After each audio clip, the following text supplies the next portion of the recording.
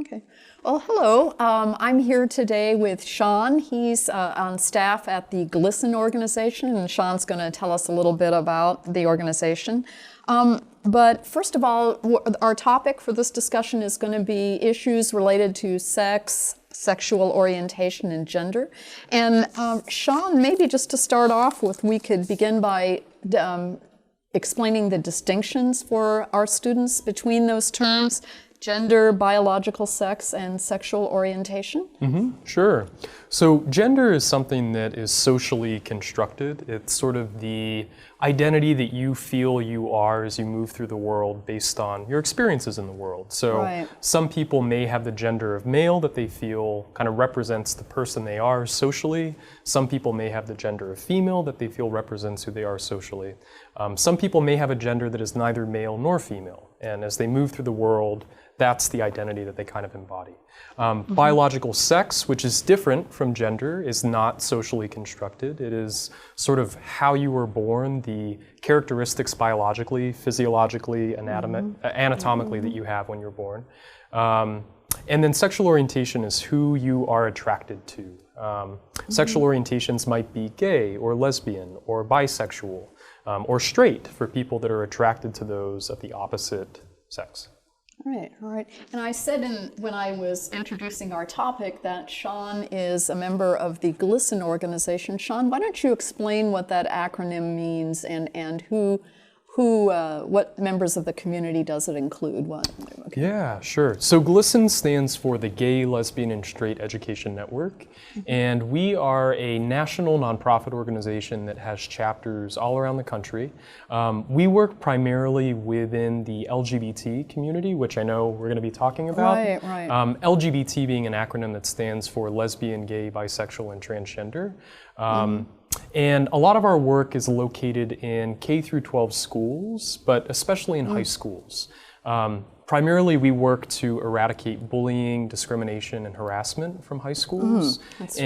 Yeah, we do that by supporting students that identify as LGBT, and also by providing professional development to their teachers, educators, principals, counselors, the folks that work with students in schools on how they can be better supportive allies to LGBT students. So that's kind of what GLSEN does. Oh, okay, amazing.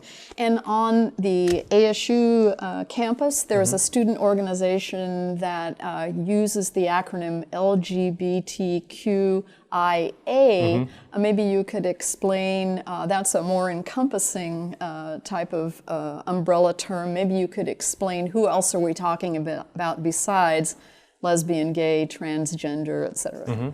Yeah, great point. And there are actually quite a few organizations at ASU here that are kind of LGBTQIA specific organizations. The full acronym, the kind of alphabet soup that we call it, stands for lesbian, gay, bisexual, transgender, queer or questioning, intersex, and then asexual. And then allies are also very much a part of the community, and these are folks that are supportive of LGBTQIA causes, but may not identify as LGBTQIA themselves. Okay, so I would be an ally then, it sounds like. Yeah. Yes, okay. I think so. I know in talking with you, you definitely are. So yeah, I mean, someone that, for instance, I think most common we hear like straight allies, so people that identify as heterosexual but are supportive of LGBTQIA folks. All right, okay. I'm wondering, is the asexual community, I you know, as the layperson think, but everybody likes sex, and yet I'm hearing there are people who don't experience sexual feelings, or maybe who aren't interested in that, or you know, don't desire to have those kinds of relationships. Can you tell me a little bit about that phenomenon, because I really am ignorant? A little bit, and I will start by saying that I don't identify as asexual. I identify as gay, so that's the kind of sexual orientation that I have. But I have lots of friends that do identify as asexual. I have lots of friends that have other kind of identities within the bigger alphabet soup umbrella of identities that we just talked about. Asexuality specifically, and there's a lot of information that people can find online and a lot of articles that are written about kind of asexuality, but it's kind of in simple terms, someone that does not experience sexual attraction in the same way that someone is not asexual experiences. So they may experience no sexual attraction toward other people. They may experience limited sexual attraction. Oh, okay. But yeah, kind of sexual attraction and sexuality are at the heart of that kind of identity. I guess you could call it like LGBT history, specifically in the United States. And I know that other countries, other cultures have had their own kind of histories with LGBT people and their own struggles and their own experiences. But in the US, I think there have been very key moments that it's been politically necessary and it's been important for the community to sort of be one. You know, I think initially started as the gay rights movement, which in many ways doesn't fully encompass all of the identities that are part of that movement. And we've seen over the years this move to this bigger kind of clunky acronym of LGBT, if you want to cut it off at a certain point, or LGBTQIA, if you expand it further, which is this gesture to starting to understand that there are more than just gay identities that are represented within that community, right? And I think very much within the community itself, we find that, as is the case with any community, you find people whose experiences are different from other folks that, from the outside world looking in, are all part of this one community. But now I think we very much live in a time where, you know, we do have these very distinct experiences as LGBTQIA people. We're fighting for different things, even though there may still be times when we come together as one to try to achieve something. All right. I just in an effort to, again, flush out the fact that there are many different groups of people who could fall under this umbrella term, could you explain for our students what, in terms of the acronym, the long acronym, what are we talking about when we say queer questioning? What are we talking about? The I, is it intersex? Intersex, What are we talking about there? Because I'm not sure I know. I mean, questioning, I get that. But queer.